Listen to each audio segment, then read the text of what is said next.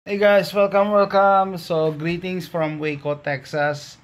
Nag-drive lang kami dito yesterday, overnight lang. Wala lang, para mamasyal. So, habang naliligo yung misis ko, and yung anak ko naman, tutulog pa. Magka-vlog ako. May nakita ko sa feed ko yung attorney Aaron, no, about yung post ni Trump about sa BRICS. So, a few months ago, siguro last year, kasagsagan ng pamumuno ni Biden, syempre, lumabas yung BRICS. BRICS, B-R-I-C-S. No? So, basically, mga bansa na nag-revolt against the dollar.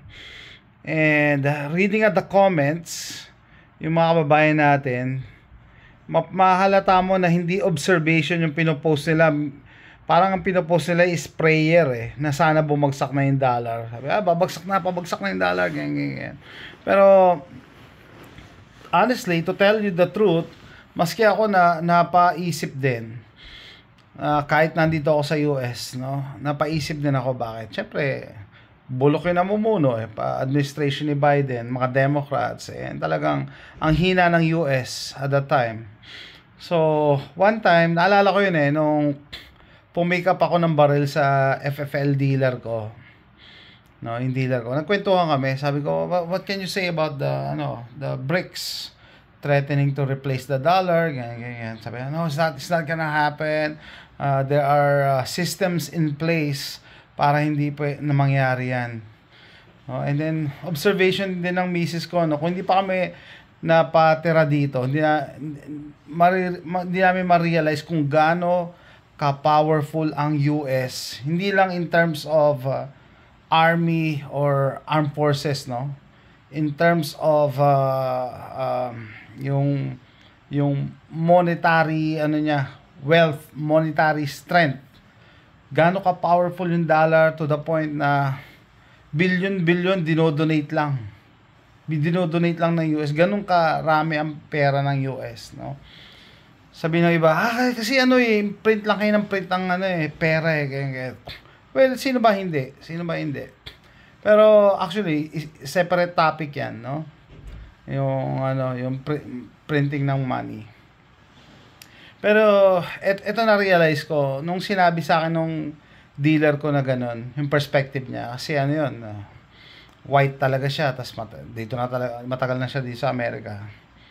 No, sabi ko, napaka-powerful ng dollar na hindi papayag ang Amerika na basta na lang bumagsak ang dollar.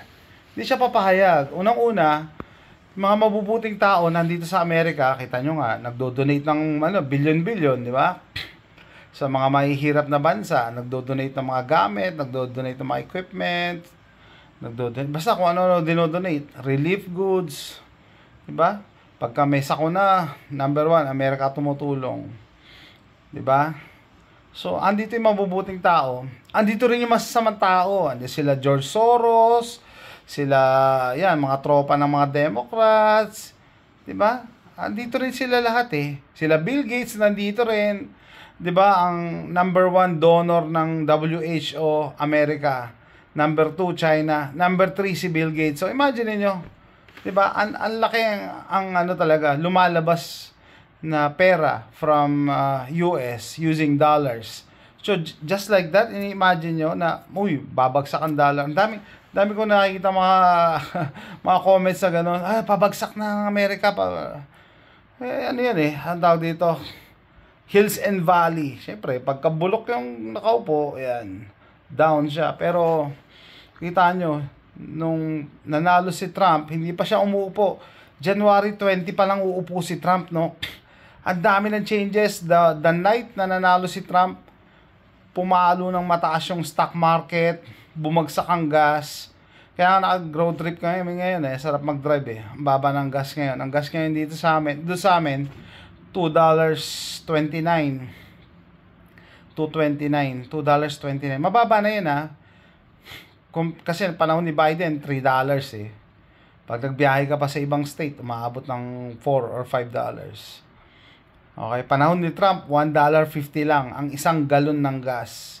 So kung titingnan nyo sa $1.50, $1.50 ang isang galon. So, parang 50 cents ang isang litro ng gas. 50 cents is, kung ano nyo sa peso, nasa 25 peso. 30 pesos, mga ganun. 35 pesos, mga ganun lang. So, ganun kamura ang gas nung panahon ni Trump. Ngayon, nanalo pa lang siya, bumaba na yung gas. Okay, so ibig sabihin, yan, America is doing better kahit hindi pa nakaupo si Trump. So, I'm sorry to disappoint yung mga nananalangin na bumagsak ang Amerika, bumagsak ang dollar, pero sorry to say, nag-release na ng bagong statement si Trump ngayon, no? Pagka yung BRICS na yan, ha? Pagka yan ang ginamit nyo, mag-i-impose daw si Trump ng 100% tariff. Oh, sabi na iba, ay, wala kami pakialam dyan. Hindi nyo ba alam, ang number one consumer ng goods, lahat ng goods, pati firearms and ammo, lahat, oil, America, US ang number one. So, they cannot afford to lose the US market. Ibig sabihin, example, yung China, pagka binigyan ng ultimatum yan ng 100% tariff, iiyak yan. Gagawin lahat ng gusto ng US. Kasi dyan nabubuhay ang economy nila eh. US market eh. Doon sa hindi nakakaintindi, ibig sabihin yung picture, gaano kalaki ang US market. Ang ano ko talaga, ang expertise ko is firearms, di ba? So, imagine niyo kung nagpupunta kayo sa mga gun show sa Pilipinas, yan, DISAS, Tax Expo, ganyan, kita nyo, daming baril, ganyan. Imagine niyo guys, ang gun owners sa Pilipinas, 2.5 million lang. 2.5 million. Nilalang ko yon. Bakit? It will be dwarfed against the numbers of gun owners sa US. Ang ang population ng US is 300 million. 300 million.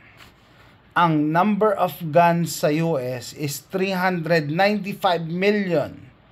Baka nga mas madami pa kasi wala namang gun registration dito eh. So imagine mo yung number of guns, no? Market-wise pa lang. Ano ibig sabihin? Example, sabi ko kasi yung 40 ko firearms eh. Kunyari, yung Arms Corp, magbebenta ng baril. Saan niya gusto magbenta? Sa US o sa Pilipinas? 'Di ba? Imagine mo, 295 ang gun sa US, population 300 million. Tapos wala pang limit ang pagbili ng baril dito, walang ganung mga license, walang LTAP, walang mga ganon. So, ang isang tao dito, ang average is, sabi nila, 3 to 5 guns ang isang tao. Ako, myself, siguro, hindi ko na mabilang. Pag tinatanong ko, ilan yung baril mo, nag-stop na ako mag-count nung umabot ng 30. So, imagine niyo, yun ang ano ko, yun ang expertise ko eh. About other products, hindi ko alam. Pero just imagine how big ang US. And then, how big then in terms of yung money involved. Okay? Kaya, sorry to disappoint, yung mga nananalangin na bumagsak ang dollar. It's not because nandito ako sa US and syempre gusto kong manin dollar. Ako sinasabi ko sa inyo, insider information. No? Ibig sabihin, nandito ako eh. Mas alam ko ang totoo. Kaysa yung mga haka-haka sa FB. No? And, aminado ko, no? A few months ago or last year, medyo nagduda rin ako sa capacity ng dollar or sa capability ng dollar kasi nga, yung sa namumuno dito, ang mga Democrats. No? Pero kita nyo, pabalik pa lang si Trump, kita nyo yung the strength and might of the US dollar babalik. No? And kung mga naniwala sa BRICS na papalit sa dollar, madidisappoint, well, sorry na lang. No? Pabalik na uli. Yung hindi lang yung dollar the strength and might of the US economy pabalik na. And actually ang vibe dito ngayon is very exciting kasi pangako ni Trump we will have more money as compared to before yung sabihin yung panahon ni Biden because of the inflation. Yan ang una niyang tatargetin, plus bababa interest rates, yung mga ano dito, yung mga seniors, mga retiree, tatanggalan ng tax yung mga nakukuha nila, mga ganon. So ibig sabihin, mas maraming pera ang tao, mas marami rin yung pera ang gobyerno, no? Mas malakas ang economy, mas malakas ang armed forces and everything, no? So, yun lang, bibigyan ko yung update. So, it's up to you guys kung maniwala kayo o hindi, pero saan ba kayo naniniwala? Sa mga Facebook posts kesa dun sa tao mismo na nandun sa lugar na yon, di ba? It's up to you.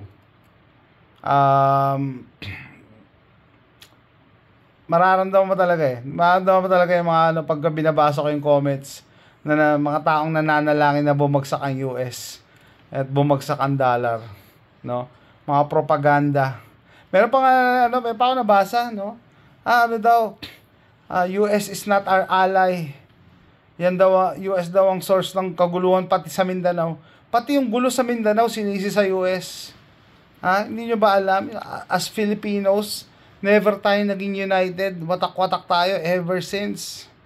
Hanggang ngayon nga, 2024 na, magto-2025, meron pa rin mga Ilocano, Bisaya, regionalistic pa rin tayo. Eh di lalo na yung mga taga Mindanao.